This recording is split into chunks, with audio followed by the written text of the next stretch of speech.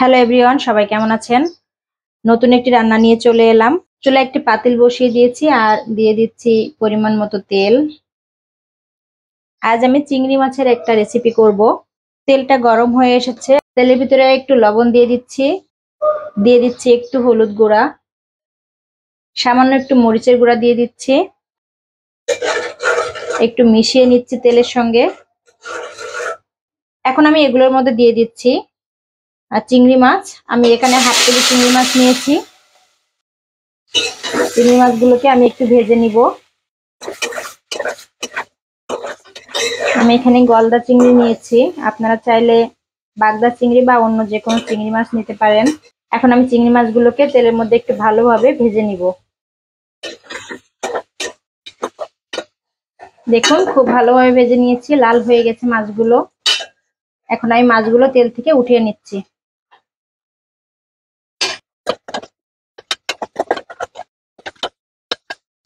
এই তেলের ভিতরে আমি রান্নাটা করব। তেলটা একটু কম হয়ে গেছে, আমি আরেকটু তেল দিয়ে নিচ্ছি। এখন আমি তেলের ভিতরে দিয়ে দিচ্ছি হাফ কাপ পরিমাণ পেঁয়াজ কুচি, নেড়ে চেড়ে আমি মিশিয়ে নিব। সাথে দিয়ে দিচ্ছি গোটা গরম মশলা। এখানে আমি এলাচ, দারচিনি, লবঙ্গ আর তেজপাতা নিয়েছি ছোট 2 টুকরা। এখন এগুলোকে আমি হালকা লালচে করে একটু ভেজে নিব।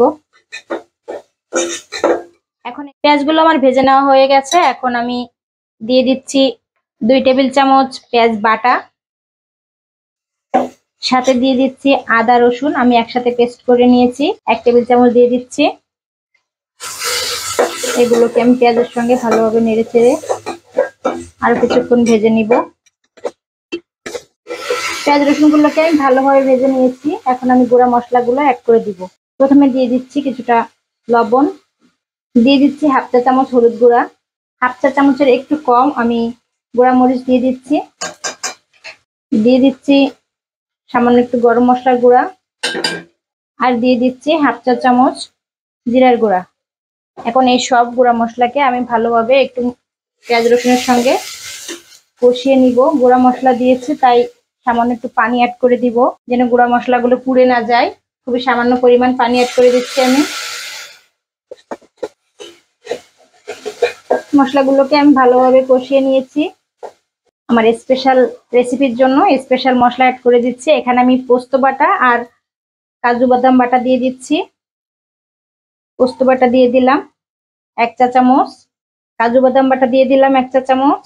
কাজু বাদাম বাটা আরেকটু বেশি করে দিয়ে দিই, বাদাম বাটাটা দিলে বেশি ভালো হয়। এখন আমি আরেকটু কষিয়ে নিব। আমি পানি অ্যাড না করে এখানে সামান্য একটু মিল্ক দিয়ে দিচ্ছি। মশলাগুলো পুড়ে যাচ্ছিল, যার জন্য আমি একটু মিল্ক অ্যাড করলাম।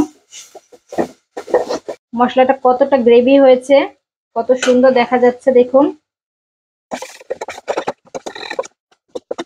মশলাটা আমি খুব ভালোভাবে কষিয়ে নিয়েছি আর মশলার উপরে কত সুন্দরভাবে তেলটা উঠে গেছে দেখুন। এখন এই মশলার মধ্যে আমি দিয়ে দিচ্ছি 4-5টা কাঁচামরিচ আর দিয়ে দিব আগে থেকে ভেজে রাখা মাছগুলো। এখন মশলার সঙ্গে মাছগুলোকে খুব ভালোভাবে কষিয়ে নিব। মাছগুলোকে আমি খুব ভালোভাবে কষিয়ে নিয়েছি, দেখতেই পাচ্ছেন কতটা লোভনীয় হয়েছে এখনই। এখন আমি দিয়ে দিচ্ছি 1 কাপ কোকোনাট মিল্ক, সাথে দিয়ে দিচ্ছি 1 কাপ পানি। এখন এটাকে মিডিয়াম আঁচে আমি 10 মিনিটের মতো রান্না করব। এখন আমি ঢাকনাটা দিয়ে দিব। ঢাকনা দিয়ে রান্না করব 10 মিনিট। ঢাকনা দিয়ে আমি রান্না করেছি 10 মিনিট। এখন ঢাকনাটা উঠিয়ে নিচ্ছি। এর মধ্যে আমি 2-3 বার নেড়ে চেড়ে দিয়েছি। এখন আমি অ্যাড করে দিব সামান্য একটু চিনি, খুবই অল্প পরিমাণ। যারা চিনি অ্যাভয়েড করতে চান তারা স্কিপ করে যাবেন। আমার রান্নাটা প্রায় কমপ্লিট। এখন আমি অ্যাড করে দিব সামান্য একটু জিরা গুঁড়া, এটা টালা জিরা গুঁড়া, আর দিয়ে দিচ্ছি কিছুটা ধনিয়া পাতা। উপর থেকে আমি এভাবে ছড়িয়ে দিচ্ছি। এখন এগুলো খুব ভালোভাবে একটু মিশিয়ে নিচ্ছি আর এখন আমি 5 মিনিটের জন্য একটু দমে রেখে দিব। আমার চুলার আঁচটা লো করে পরে আমি আপনাদের পরিবেশন করে দেখাচ্ছি। পোস্ত দিয়ে চিংড়ির মালাই কমপ্লিট।